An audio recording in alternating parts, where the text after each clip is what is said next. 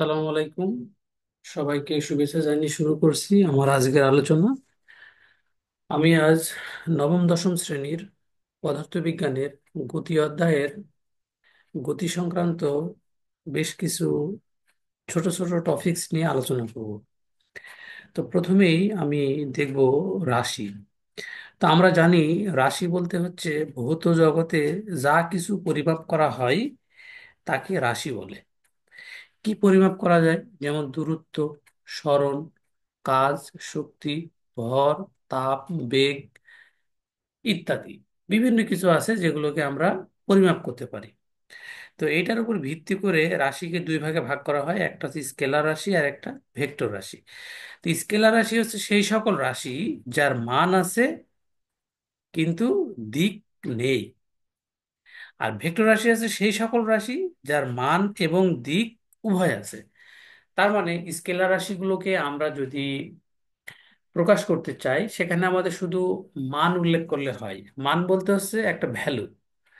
কিন্তু ভেক্টর রাশি যদি আমরা প্রকাশ করতে চাই তাহলে সেখানে আমাদের একটা ভ্যালুর পাশাপাশি বা একটা মানের পাশাপাশি একটা দিক উল্লেখ করতে হয়। দিক বলতে যেমন পূর্ব, পশ্চিম, উত্তর, দক্ষিণ এই ধরনের দিক উল্লেখ করতে হয়। তো আমরা যদি এখন ব্যাখ্যা করি দুটা উদাহরণ নিয়ে, তাহলে আমার মনে হয় বিষয়টা ক্লিয়ার হয়ে যাবে। যেমন দূরত্ব। দূরত্ব বলতে আমরা আসলে বুঝি যে মোট পথের দৈর্ঘ্য, সোজা বা বাঁকা মোট অতিক্রান্ত দূরত্ব, এটাই হচ্ছে তার পথটাই হচ্ছে দূরত্ব। তো এখানে তার মান আছে কিন্তু দিক নেই। যেমন আমি যদি ব্যাখ্যা করি, সে এটা হচ্ছে ঢাকা, আর এটা হচ্ছে চুয়াডাঙ্গা। তা আমি ঢাকা থেকে চুয়াডাঙ্গাতে বিভিন্ন পথে যেতে পারি। যেমন আমি যদি মনে করি যে পদ্মা সেতু হয়ে যাব, এটা হচ্ছে পদ্মা সেতু। পদ্মা সেতু হয়ে বিভিন্ন রুটে আমি চুয়াডাঙ্গা যাব। আবার যদি আমি মনে করি যে আরিচা ঘাট হয়ে যাব, এইদিকে মনে করেন আরিচা ঘাট, আরিচা বিভিন্ন ভাবে চুয়াডাঙ্গা আসতে পারি। আবার এধারে যমুনা সেতু হয়েও আমরা যেতে পারি। তার মানে এই যে আমরা ঢাকা থেকে চুয়াডাঙ্গা বিভিন্ন ভাবে বিভিন্ন পথ ঘুরে কিন্তু আমরা এখানে গন্তব্যস্থলে আসতে পারি। অর্থাৎ যখন আমরা দূরত্ব নিয়ে কথা বলবো সেখানে আমাদের দিকটা কোনো ফ্যাক্ট না, আসলে মোট পথের যে দৈর্ঘ্য সেটাই হচ্ছে দূরত্ব। যেমন আমি যদি এই পথে আসি, এখানে আমার এটা হলো আমার 200 কিলোমিটার। আমি যদি পদ্মা সেতু হয়ে যাই তাহলে আমার দৈর্ঘ্য ধরলাম যে 220 কিলোমিটার। আমি যদি যমুনা সেতু হয়ে যাই তাহলে আমার আরো বেশি হবে, 260 কিলোমিটার।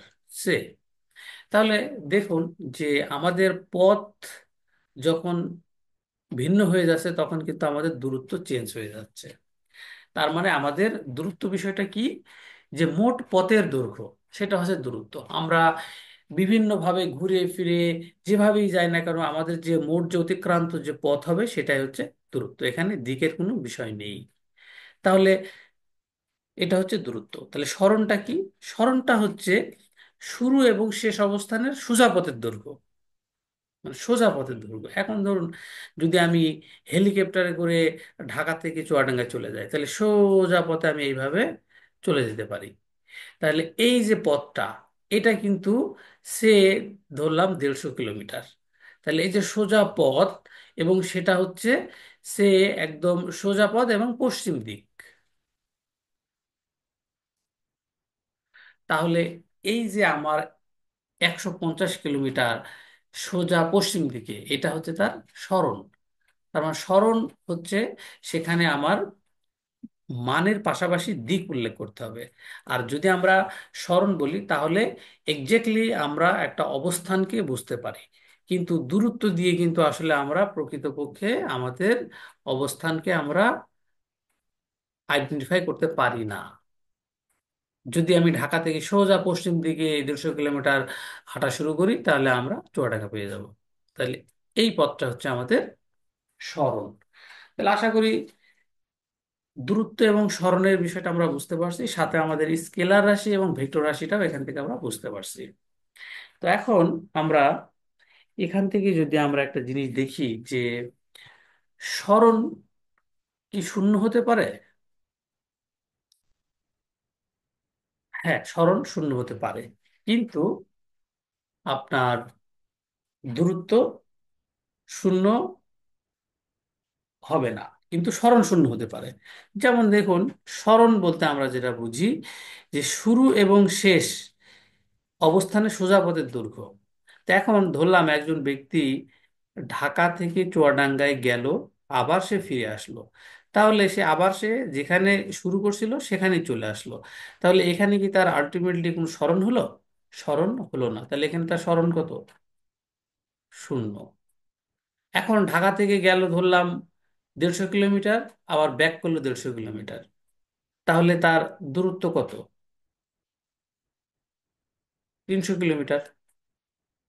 বা ঢাকা থেকে চুয়াডাঙ্গাতে গেল 220 কিলোমিটার, আসলো 220 কিলোমিটার, তাহলে তার আলটিমেটলি তার তাহলে কত হলো? 440 কিলোমিটার। এটা হয়ে গেল তার কি দূরত্ব। তাহলে আমাদের সরণ শূন্য হতে পারে, কিন্তু দূরত্ব শূন্য হয় না। আবার দেখুন, আরেকটা উদাহরণ দিই। ধরলাম যে একজন ব্যক্তি দৌড়াচ্ছে, ঠিক আছে, 200 মিটার এই সার্কেলটার দৈর্ঘ্য। তো সে যেখান থেকে দৌড়াচ্ছে, দৌড়ায় ঘুরে আবার সে এই অবস্থানে ফিরে আসলো, তাহলে এখানে কি তার কোনো সরণ হলো? সরণ হলো না। সরণ কি? শূন্য। কিন্তু দূরত্ব কি হবে? দূরত্ব তো মোট পথের দৈর্ঘ্য, তার মানে সে এই যে মোট যে পথটা গেল, এটা কত? এটা হচ্ছে 200 মিটার। তাহলে এই 200 মিটার হচ্ছে তার দূরত্ব।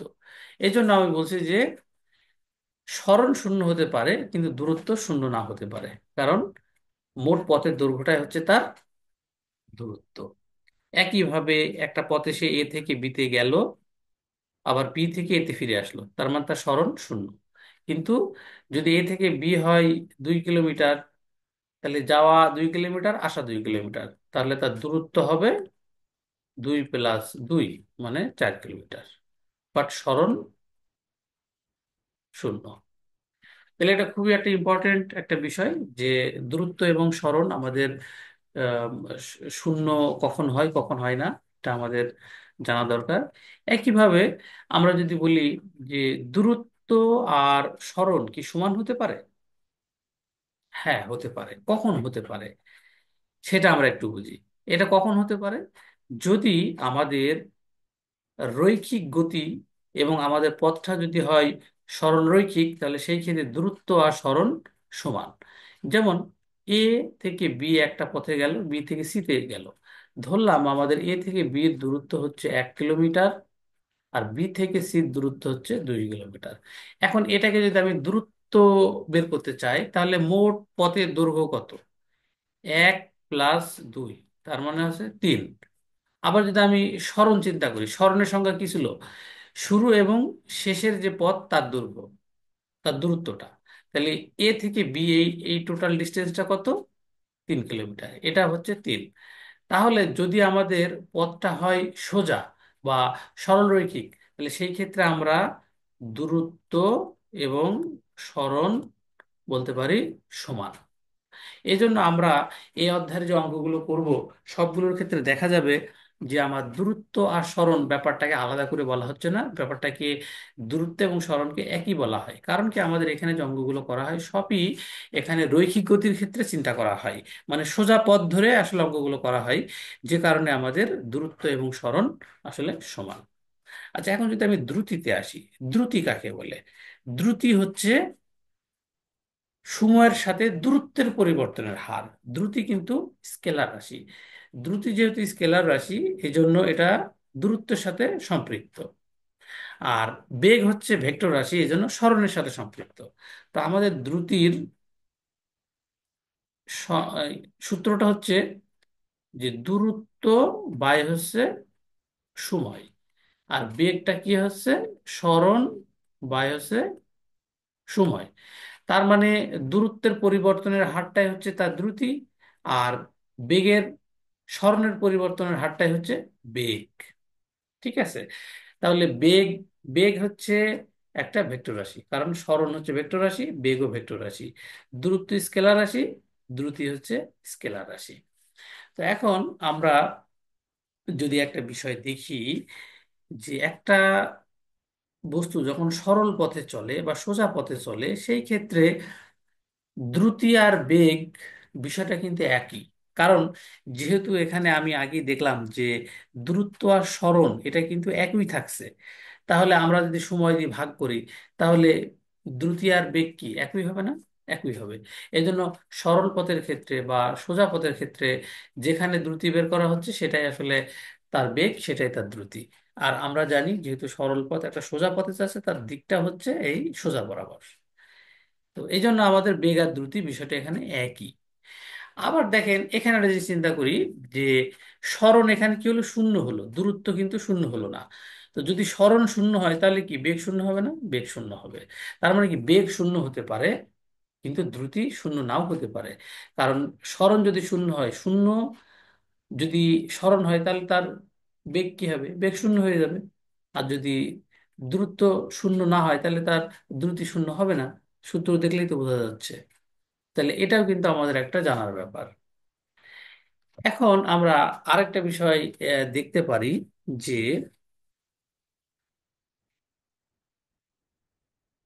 দ্রুত এবং আপনার স্মরণের যে ডিফারেন্সটা আমরা বুঝলাম, এখান থেকে আমরা একটা বিষয় আর একটা বিষয় আলোচনা করতে পারি। সেটা হচ্ছে যে বেগের মান এবং দ্রুতির মান এইটা সবসময় সমান নাও থাকতে পারে, এটা ভিন্ন হতে পারে। তো এটা আমি একটু ব্যাখ্যা করি। সে ধরলাম এ একটা অবস্থান, এ থেকে একটা বস্তু বি তে গেল, বি থেকে সি তে গেল, সি থেকে ডি তে গেল। তাহলে এই যে এ বি সি ডি, এটা কিন্তু তার দূরত্ব। এটা ধরলাম 1 কিলোমিটার, এটা ধরলাম 2 কিলোমিটার, এটা ধরলাম 3 কিলোমিটার, জাস্ট উদাহরণস্বরূপ। তাহলে এখানে দূরত্ব কত হচ্ছে? দূরত্ব হচ্ছে 6 কিলোমিটার। ঠিক আছে? এখন আমার যদি সরণের কথা চিন্তা করি, আমি সবসময় বলেছি শুরু আর শেষের দূরত্ব এবং সেটা সোজা পথ, এটা দেখা যাচ্ছে 2 কিলোমিটার। আচ্ছা, তাহলে সরণ কত হচ্ছে? সরণ হচ্ছে 2 কিলোমিটার। আপনার দূরত্ব 6 কিলোমিটার হলেও সরণ হচ্ছে 2 কিলোমিটার। এখন যদি আমি এই দূরত্বকে সময় দিয়ে ভাগ করি, তাহলে সেখান থেকে আমার কি বের হবে? সেখান থেকে বের হবে দ্রুতি। দ্রুতি। আর সরণকে যদি সময় দিয়ে ভাগ করি তাহলে কি বের হবে? বেগ। তাহলে আমরা দেখতেই পাচ্ছি যে আমাদের সময়টা যদি সেম হয়, একই সময় হয়, তাহলে আমাদের দূরত্বের ভ্যালুটা বেশি, যে কারণে এখানে আমার দ্রুতির মানটা বেশি আসবে। আর স্মরণের যে মানটা কম, তাহলে এখানে আমার বেগের মানটা কম আসবে। তাহলে সে উদাহরণস্বরূপ 6 কিলোমিটার, এটা আমি ধরলাম যে 1 ঘন্টা লাগছে আমার। আর এখানে আমার 2 কিলোমিটার, এটা আমার 1 ঘন্টা লাগছে। তাহলে এটার ভ্যালু হবে 6, এটার ভ্যালু হবে 2। তো আমাদের এই ধরনের একটা প্রশ্ন আসে, যে দ্রুতি এবং বেগের মান সমান নাও হতে পারে। সেটা আমরা এই ধরনের একটা বক্রপথের একটা উদাহরণ দিয়ে ব্যাখ্যা করতে পারি।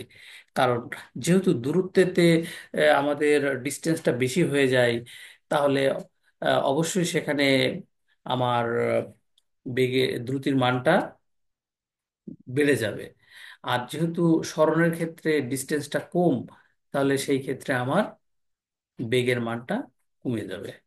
তার মানে দ্রুতি আমার অনেক ফাস্ট হবে, কিন্তু বেগ আমার অনেক স্লো হবে। ঠিক আছে? সবাইকে অসংখ্য ধন্যবাদ।